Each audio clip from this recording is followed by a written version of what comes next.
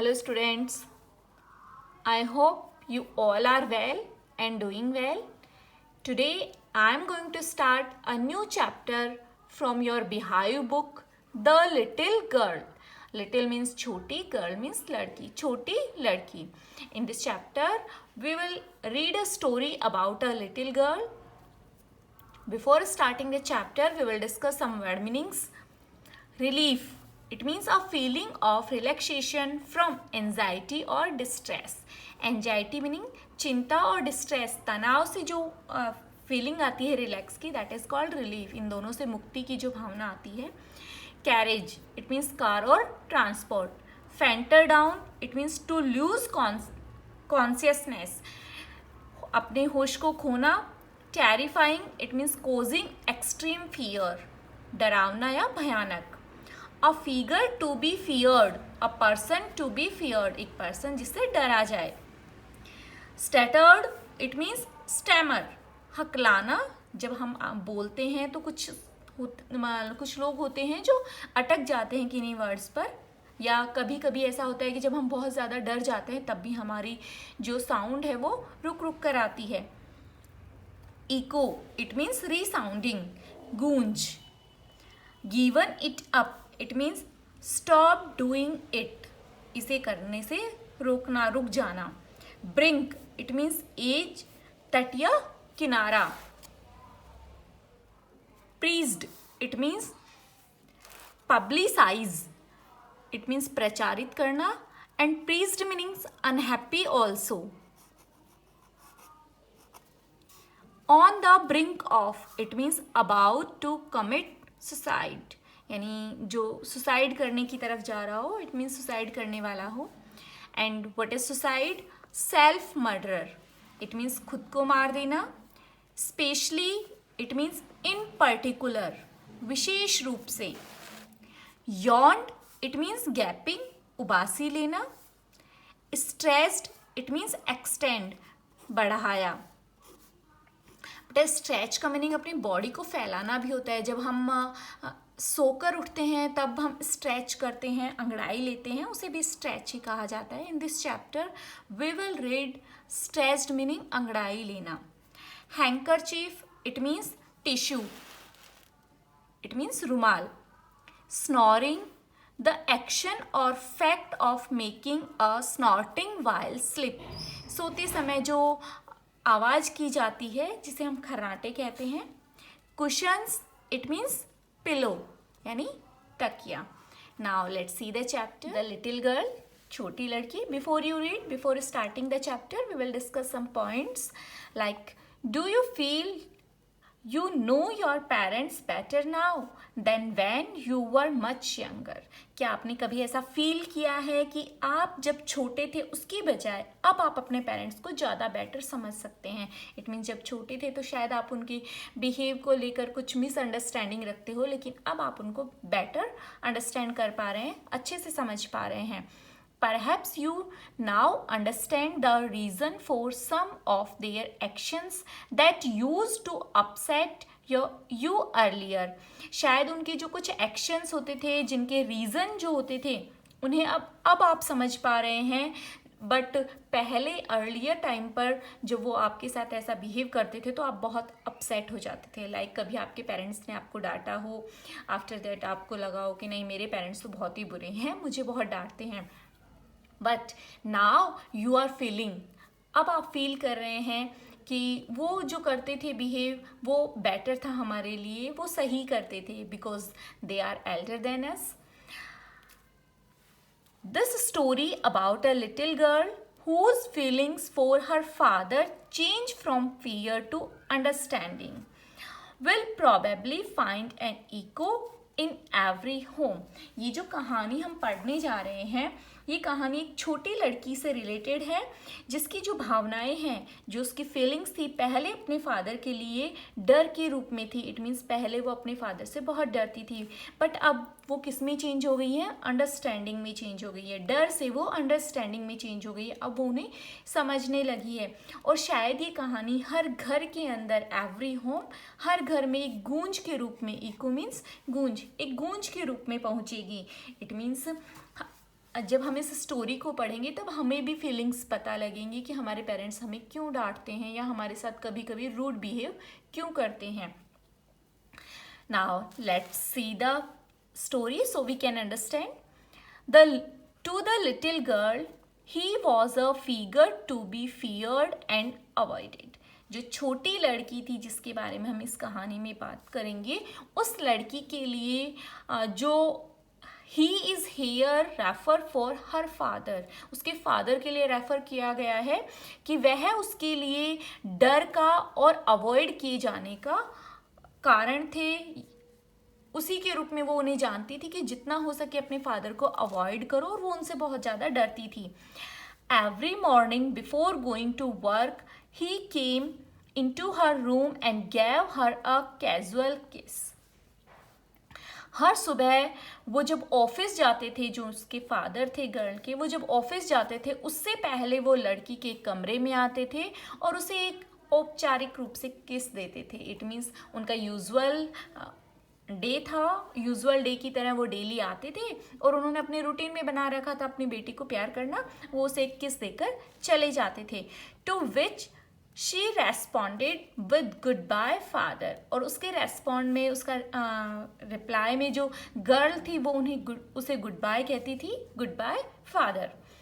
And oh there was a glad sense of relief when she heard the noise of the carriage growing fainter and fainter down the long road. और उसे बहुत ज़्यादा, oh there was a glad sense, उसे खुशी का एक sense आ जाता था, उसे बहुत ही रिलीफ मिलता था जब उसे जो कैरेज थी, जो गाड़ी थी, उसके लंबी रोड पर दूर और दूर जाने की आवाज़ आती थी. फेंटर एंड फेंटर डाउन, इट मीन्स धीमे धीमे होती जाती थी. जो साउंड थी गाड़ी की वो जितनी दूर जाती थी उतना ही धीरे सुनाई देती थी. So she feel relief feel करती थी कि फादर गए, अब उसका डर थोड़ा कम हो जाता था. In the evening when he came home she stood near the staircase. As I told you in previous chapter, I think staircase का मीनिंग होता है सीढ़ियों के आसपास का area, stairs. And heard his loud voice in the hall. शाम को जब वो वापस लौटते थे तो वो सीढ़ियों के पास में खड़ी हो जाती थी और उसे उनकी हॉल में से तेज आवाज सुनाई देती थी. Bring my tea into the drawing room. Hasn't the paper come yet?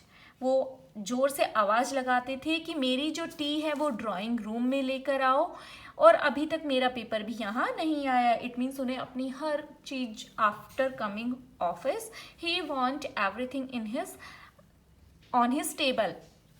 उन्हें हर चीज़ अपनी टेबल पर चाहिए होती थी, तो वो आवाज़ लगाते थे कि मेरी जो चाय है ड्राइंग रूम में लेकर आओ, और अभी तक मेरा न्यूज़पेपर भी यहाँ नहीं आया है. Mother go and see if my papers out there and bring me my slippers. वो अपनी माँ को आवाज़ लगाते थे कि जाओ और देखो क्या मेरा पेपर वहाँ बाहर है, और मेरे स्लीपर्स भी ले आओ. Kezia, this is the name of the girl whom we are talking in this story. Kezia जो लड़की है उसका नेम है जिसके बारे में हम इस चैप्टर में बात करेंगे, जो ये स्टोरी सुना रही है. Kezia mother would call to her, if you are a good girl you can come down and take off father's boot. Mother आवाज़ लगाती थी कि केजिया, अगर तुम एक अच्छी लड़की हो तो नीचे आ जाओ और अपने फादर के जो बूट्स हैं, इट मीन्स शूज़ हैं, उन्हें उतारो. इट मीन्स आओ नीचे और अपने फादर के शूज़ को उतारो.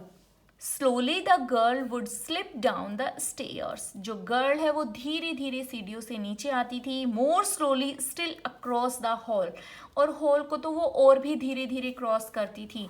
And push open the drawing room door, और जो ड्राइंग रूम का डोर था उसे पुश करके खोलती थी, धक्का मारकर धीरे से खोलती थी. By that time he had his spectres on and looked at her over them in a way that was terrifying to the little girl. उस समय पर वो अपनी जो स्पेक्टर्स थे, ग्लासेस जो चश्मे होते हैं, चश्मे के ऊपर से इस प्रकार देखते थे कि जो लड़की थी, छोटी लड़की थी, उसके लिए ये बहुत ही डरावना होता था, बहुत ही भयानक होता था। वो बहुत ज़्यादा डर जाती थी जब उसके फादर अपने स्पेक्ट्स के ऊपर से उसे देखते थे।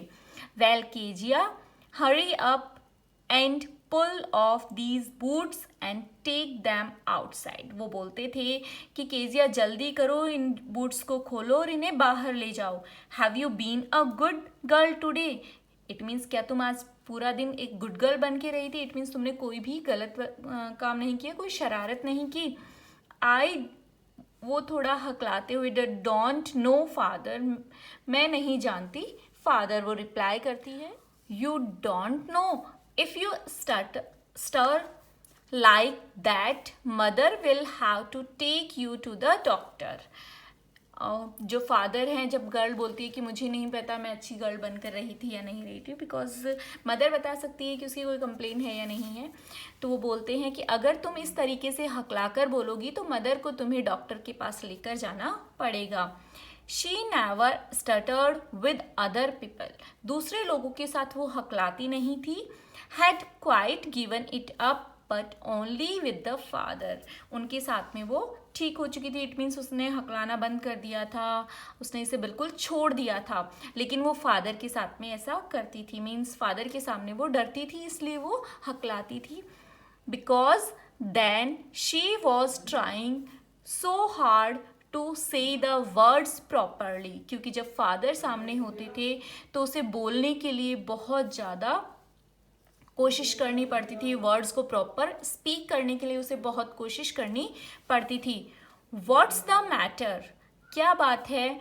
What are you looking so rest about, कि तुम इतनी ज़्यादा अनहैप्पी, रेस्ड मीन्स अनहैप्पी, तुम इतनी ज़्यादा अनहैप्पी क्यों दिखाई दे रही हो, क्यों हो? Mother, I wish you taught the child not to appear on the brink of suicide. जो फादर हैं केजिया के, वो अपनी मदर से बोलते हैं कि मदर, मैं आशा करता हूँ कि तुम इस लड़की को सिखा दोगी कि ये ऐसी दिखाई ना दे कि कुछ समय बाद ये सुसाइड कर लेगी। इट मीन्स ये जो ऐसा बिहेव कर रही है,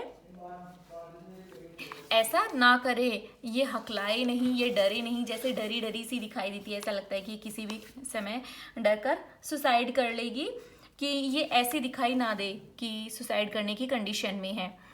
here Kezia, carry my tea cup back to the table carefully. और फिर उसके बाद में वो बोलते हैं कि हेयर केजिया, सुनो केजिया, मेरा जो टी कप है, चाय का कप है, उसे वापस केयरफुली यानी सावधानी से ले जाकर टेबल पर रख दो। He was so big, his hands and his neck, specially his mouth when he yawned. Dear students, here the girl is talking about her father, that वो बहुत ज़्यादा बड़े हैं, उनके जो हैंड्स, उनके जो नेक और स्पेशली जो उनका माउथ, जब वो यॉन करते हैं, उबासी लेते हैं, तो वो बहुत ही डरावने से दिखाई देते हैं, उसे बहुत ही बड़े से दिखाई देते हैं। Thinking about him alone was like thinking about A giant.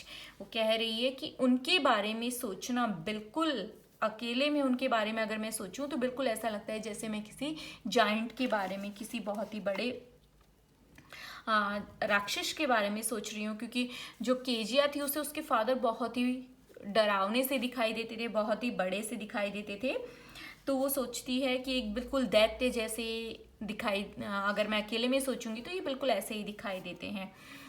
Okay dear students, I hope you have understand. Remain part, we will discuss in our next video. Thank you and have a nice day.